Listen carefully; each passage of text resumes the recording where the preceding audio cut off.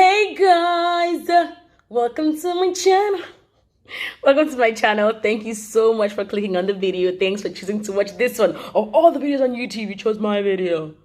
I'm appreciative. I really totally appreciate that. Thank you. Please remember to subscribe if it's your first time here. Don't forget to also like the video, share. I would totally appreciate that. And please look around.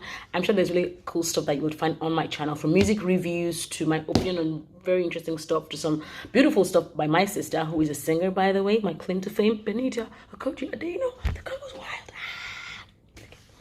But today I'm going to share with you a straight from the heart video.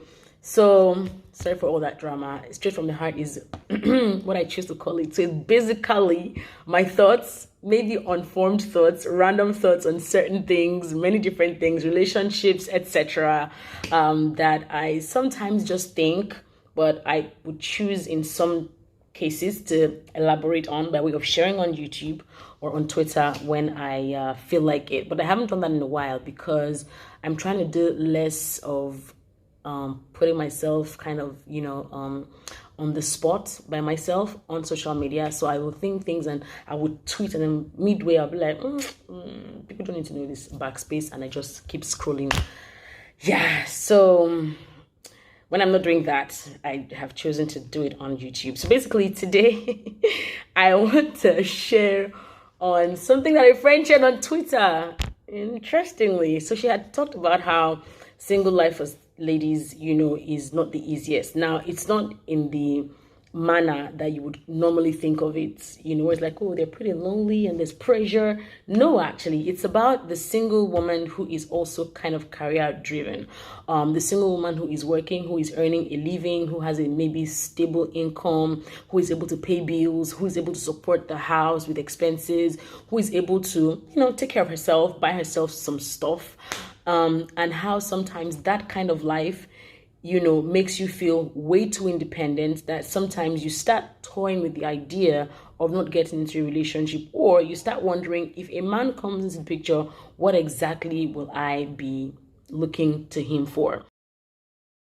Now, my response to that tweet was, this thing is not even hard to get used to. Like, this life for women is not hard to get used to. You feel like, I'm making some little money on the side. I'm paying bills. I'm taking myself out on stuff. Once in a while, I feel like maybe putting something on, or I feel like eating something, and I'm able to afford it. All of a sudden, it's like, I'm missing dependence, waiting to make you shine. Okay, so serious now. But yeah, it doesn't even take a lot of getting used to. Like, it becomes a habit so fast, and I find that this can be a bit problematic because for some people, it starts forming somehow the basis upon which you choose to see some men. Whereas, like, well, if you cannot exactly buy X, Y, or Z things, you cannot afford certain things that I can afford, then, but that would be a concern for some people. I honestly cannot say it's a concern for me. Whereas, like, when it's not how much you're earning before I, pay any attention to you. I can't honestly say it's a concern for me because, to a large extent, I like to look at, like, okay, what does the church say, right? So, my church, for instance, the Redeemed Church, is big on make sure that you're with somebody who at least has a job or a business that is sustainable, that at least he can take care of himself and you in the event that you are looking to marry the person, right? But of course, there's also the divide that says, look, and I think it's also kind of the church's stand as well, but it's not a zero-sum equation of sorts. So it's like, get somebody who has a job or who has a business, right? But then again, do not despise the days of little beginnings. So there's like these two sides to it, right? So there's these possible outcomes that you can explore, or at least these possible options, rather, that you can explore. However, I think that a more important discussion or conversation that needs to be had here is we need to also not necessarily put men on the spot. And, for men who are watching, women who are watching, like, is this something that has happened to you before where you feel like so independent and you're just like, you know what? Maybe I don't need a brother in my life. You know what I mean? And because I'm somebody who desires to get married, for me, I don't think it is a good place to be. I'll be very honest. But I'm not going to lie and act like, oh, that has never happened to me. I've thought about it. But it's not a good place. You know what I mean? But for the guys, and again, like I said, it's not a way of putting you all on the spot, but I think that you all need to express a bit more the things that you are created for the woman, because and this is my stand as well. I hate how many a time people make it look like the only thing a guy is bringing to the table is money, where he's going to be the provider. Like that is all he's going to do. That is so untrue. That is so untrue. But I think that some men also they reinforce that mentality. Where it's like, well, I'm the provider. It's like, dude, there are many other things you can be. Like your company, for instance. You know what I mean? Your humor, your strength. You know what I mean?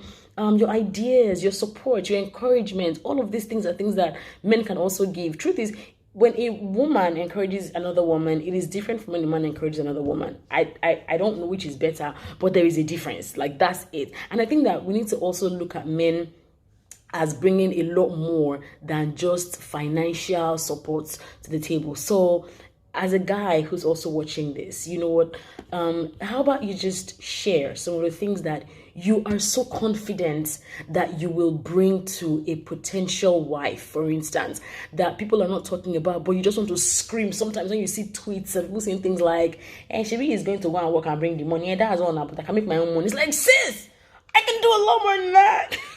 I can do more than that. Do you know what this muscle is for?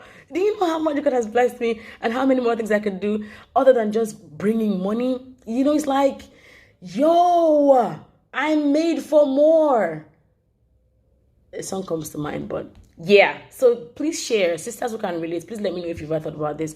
And maybe you're also like me, who's like, please, please, please, please. I will not sit here and take that mentality that, oh, men are just like, it's only money they're bringing to the table. It's like, because that's what makes women say things like, well, I'm not gonna I have my own money, I don't need a guy. It's like, okay, what if he now brings money and like other things? What are you gonna do then? You know what I mean? So yeah. Anyway, like I said, random thoughts, please share down below. What you can. Basically, I would love to read from you. Thank you for watching this video. Please again remember to subscribe, like the video, leave a comment down below, and I would totally appreciate it. Thanks for watching. See you next time. Bye. Straight from the heart. Okay, so guys, I forgot to add the third side to this debate, where it is thought that women who are financially independent do not need any man to try to make a point by spending his money on them. So some think, oh, before you're not going to spend this money, and then make it look as if I'm just some opportunist, or things that I cannot buy for myself, I'm waiting on the man to buy for me. Let them spend their money.